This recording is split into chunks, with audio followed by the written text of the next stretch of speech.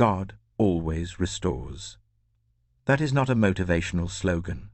That is a pattern written into almost every major story in Scripture, and once you see it, you cannot unsee it. But here is the part nobody talks about. Restoration in the Bible almost never comes the way people expect it.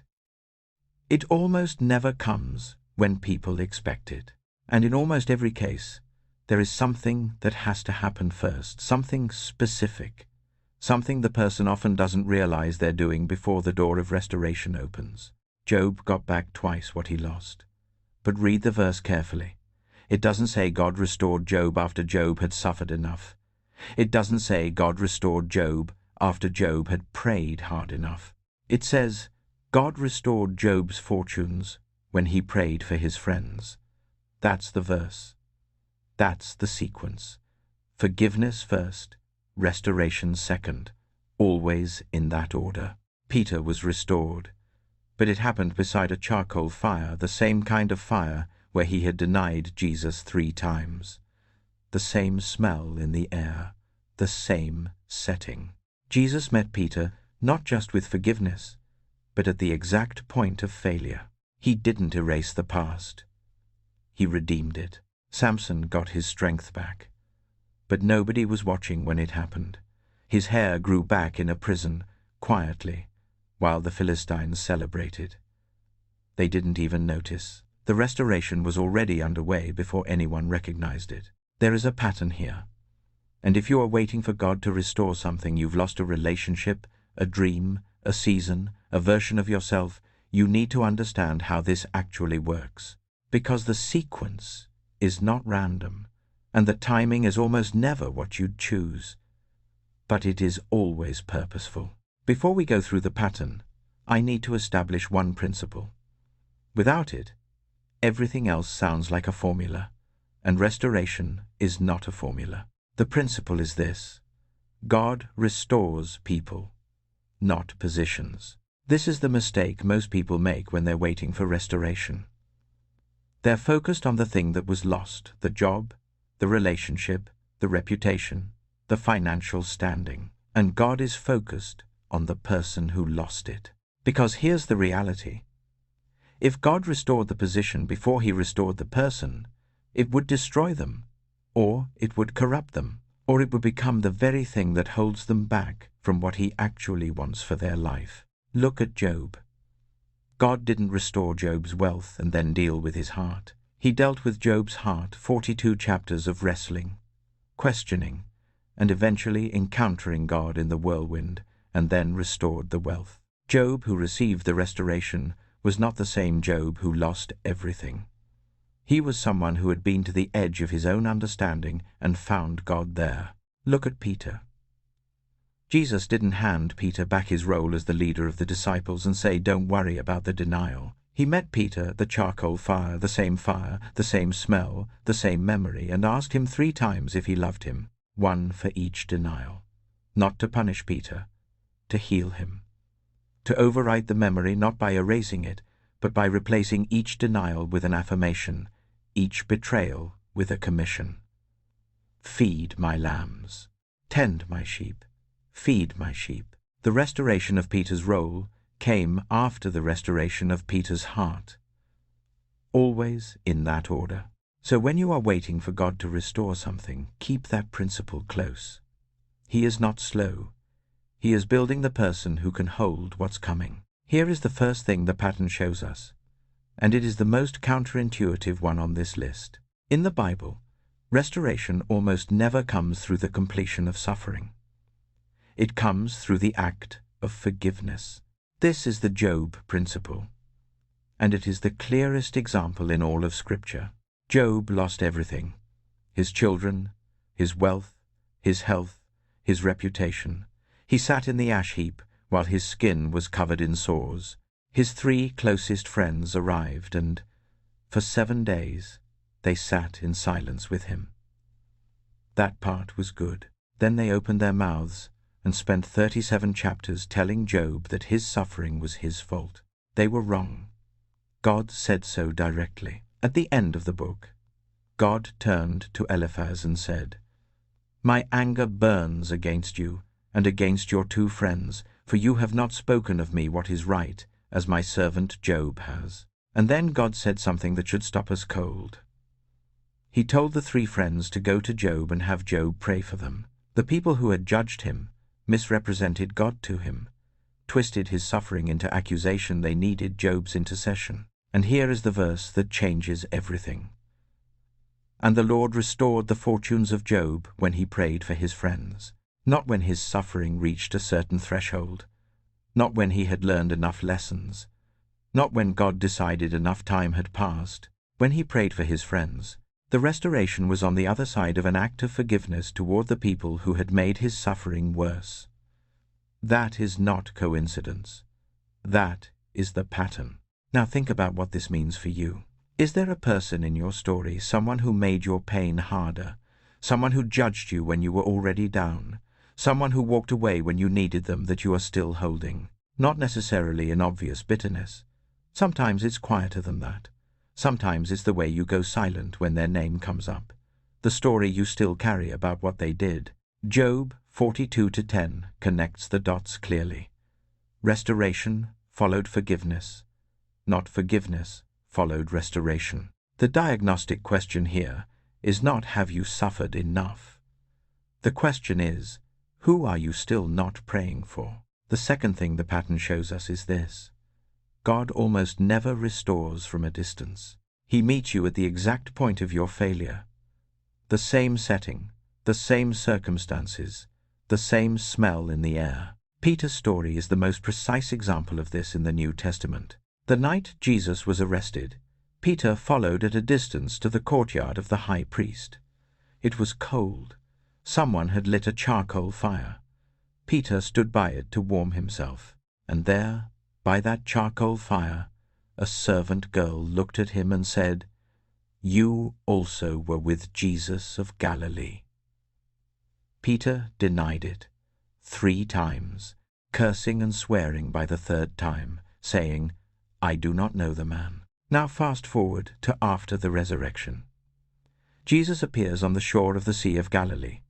The disciples come in from fishing, and John records something that most readers skip right past. He mentions specifically that there was a charcoal fire on the beach. This is the only other time in the entire New Testament that the Greek word for charcoal fire appears. In the same gospel, same author, used twice deliberately. Jesus chose that setting. Not an upper room, not the temple courts. A charcoal fire on a beach at dawn. The same smell in the air as the night Peter had said, "I do not know the man." And Jesus asked him 3 times, "Do you love me?" 1 for each denial. Not to punish him, not to rub it in, but because healing requires returning to the wound, not avoiding it. Peter did not receive his restoration by pretending the denial had not happened. He received it by sitting in the same sensory environment where it had happened, and being asked the same question, this time giving the right answer. Each of Jesus' 3 questions didn't erase a denial. It transformed it. By the end, the same setting that held Peter's worst moment had been overwritten with something new. 3 affirmations, 3 commissions. Feed my lambs, tend my sheep, feed my sheep. What this means for you is significant. The area of your life you most want to avoid, the season, the memory, the failure you would prefer to never revisit, that may be precisely where God intends to meet you. Not to reopen a wound, but to heal it in the only way healing actually works, at the source. You do not need to manufacture this, but you do need to stop running from it. The third thing. Restoration grows quietly, while no one is watching. This is the part of the pattern that gives me the most hope and the most patience. In Scripture, God's restoration often begins long before anyone can see it. It grows in the dark, in the hidden places, while the world is looking elsewhere. Samson is the example here, and his story is one of the most human in all of the Old Testament. Samson was given an extraordinary gift, a calling marked by a Nazirite vow from birth. His strength was tied to that vow, symbolized externally by his uncut hair, and he threw it away. He fell for Delilah's manipulation. He told her the source of his strength. His hair was cut, his strength left, and he didn't even know the Lord had departed from him. The Philistines seized him. They gouged out his eyes. They brought him to Gaza, chained him with bronze shackles, and put him to work grinding grain in a prison. The man who had been a judge of Israel for 20 years, grinding grain, blind, imprisoned, a spectacle for his enemies. And then comes one of the most quietly powerful sentences in the entire book of Judges. You could miss it if you're reading fast. But the hair on his head began to grow again after it had been shaved. That's it. No announcement, no trumpet, no vision.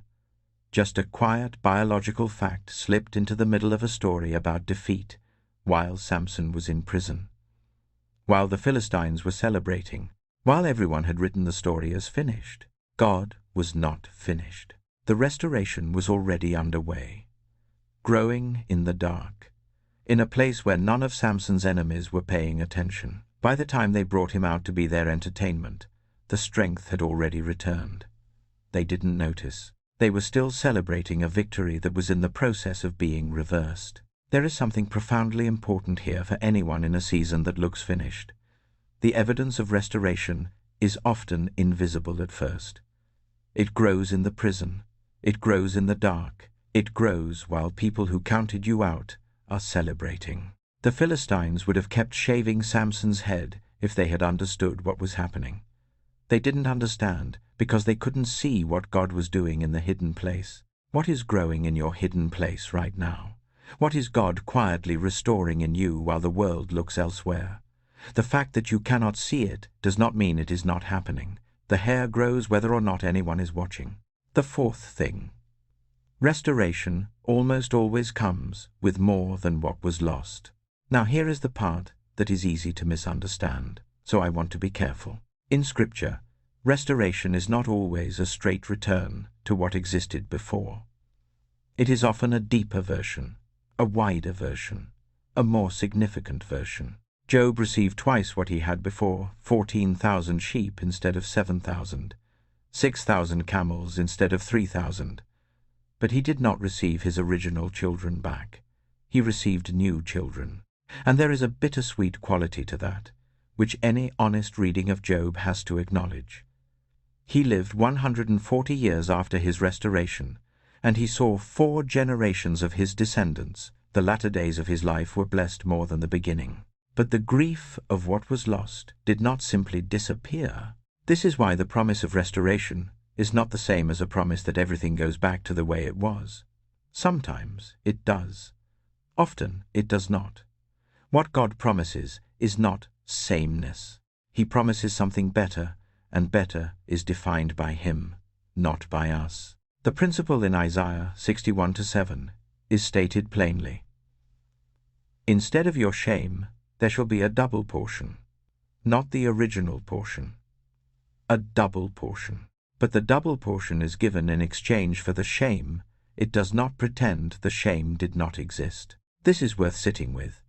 If you are waiting for God to restore something specifically to the form it took before it was lost, that may or may not be what comes, what you can trust is that what God restores will be sufficient, that His faithfulness in the latter days will not be less than His faithfulness in the earlier ones. And often, not always, but often the very things that were stripped away become the foundation of something stronger than what existed before. Joseph was not restored to being a shepherd in Canaan. He was elevated to second in command of Egypt. The magnitude of the restoration was entirely unlike anything he would have designed for himself. It required everything he had been through to be large enough to hold it. What you lost may not be what you get back. What you get back may be something you do not yet have the categories to imagine. I need to say something carefully before I close, because this pattern can be misused. The pattern of restoration is not a transaction. It is not a formula where you perform the required steps, forgive someone, return to the place of failure, wait quietly, and restoration is automatically delivered. That is not how God works, and if that is how you approach this, you will end up more confused and more disappointed than you started. The pattern reveals what God's restorations tend to look like. It does not give you a mechanism to control the timing or the outcome. Job did not pray for his friends as a strategy to get his wealth back. He prayed for his friends because God told him to, and because after 42 chapters of wrestling with God, he had become the kind of man who could. Peter did not sit by the charcoal fire and answer Jesus' questions as a performance of contrition designed to regain his position. He sat there, grieved and raw, answering from whatever was honest in him. Lord, you know everything. You know that I love you. He had no resume to offer, no promise of future faithfulness, only the knowledge of the one who knew him better than he knew himself. Restoration, in the Bible, is always an act of grace, not an earned outcome. The pattern shows you what grace tends to look like in motion. It does not give you a lever to pull. So let me bring this together. If you are waiting for God to restore something, if there is a loss in your life that has been sitting there, heavy and unanswered, here are the questions that come out of the pattern. Is there someone you have not forgiven? Not because forgiveness will guarantee your restoration, but because it may be the very thing your heart needs before it can receive what's coming. Job prayed for his friends. He could not hold his bitterness and his restoration at the same time. Is there a place you have been avoiding, a memory, a setting, a version of yourself that God may be asking you to return to? Not to relive the failure, but to let him meet you there. Are you looking for visible signs when God may already be working in the hidden place? Samson's hair grew in the prison before anyone celebrated. The restoration was already underway before it was visible. And are you holding a picture of what restoration is supposed to look like so tightly that you might miss the version God is actually building? Those are not easy questions. They are the questions that come out of the text. The morning after Job prayed for his friends, the Lord restored his fortunes. Scripture does not give us the exact moment it happened, or the exact sequence of events. It simply says, after he prayed, it came. The morning after, Peter affirmed his love 3 times, beside a fire that smelled like failure and grace at the same time. He was given a commission that would shape the next 2,000 years of history. The morning the Philistines brought Samson out to entertain them, thinking they had won, thinking the story was over, he placed his hands on the pillars of the temple of Dagon and prayed one final prayer. Sovereign Lord, remember me. Please, God, strengthen me just once more. What they did not know was that he had already been remembered. The hair had been growing in the dark for weeks, quietly, without announcement, without anyone watching. If God is restoring something in your life right now, it may already be growing in the dark. It may already be further along than you can see. Stay faithful in the waiting. Forgive what needs to be forgiven. Return to the places you've been avoiding. Trust the one who works in hidden places. The restoration that is coming may look nothing like what you lost. It may be larger. It may be different.